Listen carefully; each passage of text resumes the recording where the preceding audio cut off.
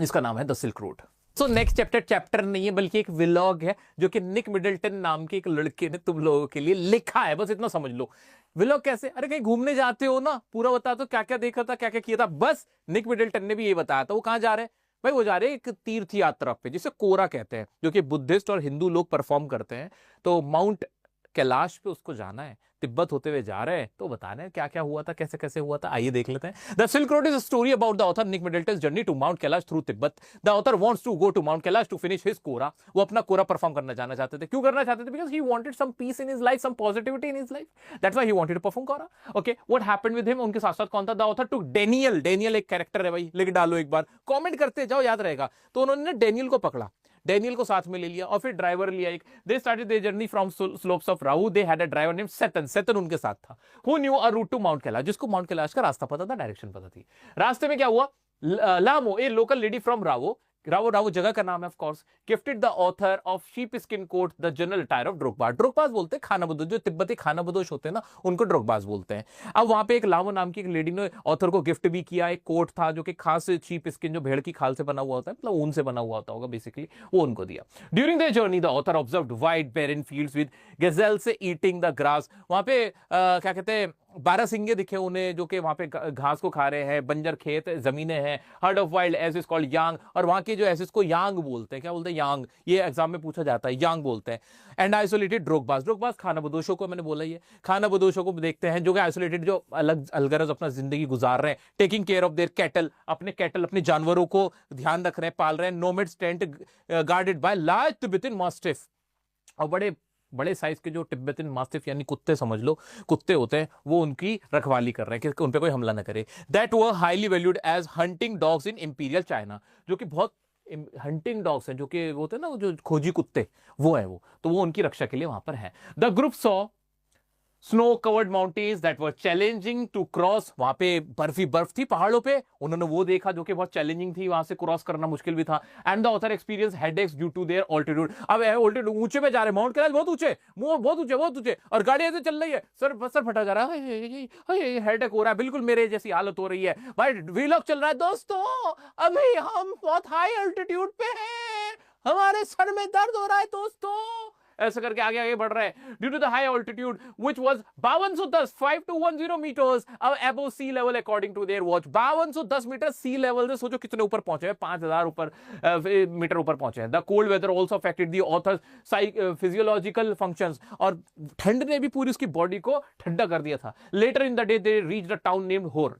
रात को, शाम में वो कहां पहुंचते हैं?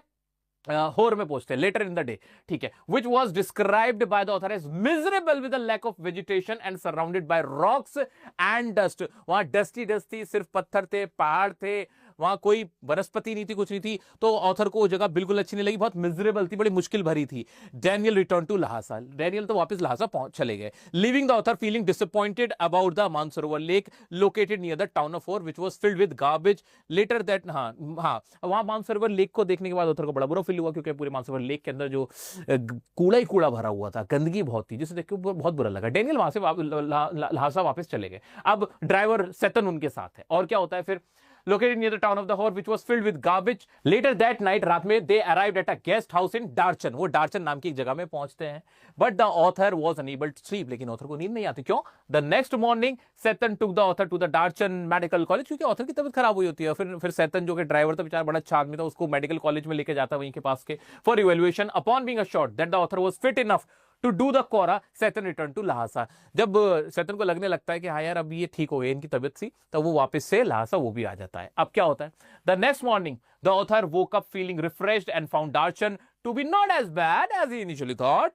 फिर उसको डार्चन, ऑथर को इतना बुरा भी नहीं लगता, वो कहता है यार इतना भी बुरा नहीं है, ठीक है। He described the town as dusty and run down with a few basic shop. लेकिन फिर भी वो कहता है कि यहाँ पे बहुत धूल मिट्टी है और बहुत थोड़ी बहुत शॉप्स हैं यहाँ पे। Not many pilgrims were around and the author thought he might have arrived too early for the pilgrimage season. उसको लगता है कि यहाँ पे जो धार्मिक यात्रा करने वाले जो लोग हैं वो यहाँ पे है नहीं, और शायद वो गलत सीजन में आ गया है। बहुत जल्दी आ गया है अभी। With most of the way block by snow, the author didn't want to do the kora alone. अब आगे ज्यादातर बर्फ ही बर्फ थी, तो ऑथर आगे अकेले नहीं जाना चाहता था, कह रहा क्योंकि बर्फ है, रास्ते में कोई साथी हो तो सही है। While waiting for the right conditions, the author met Norbu, a researcher from the Chinese Academy of Social Sciences in Beijing. ये इंपॉर्टेंट है।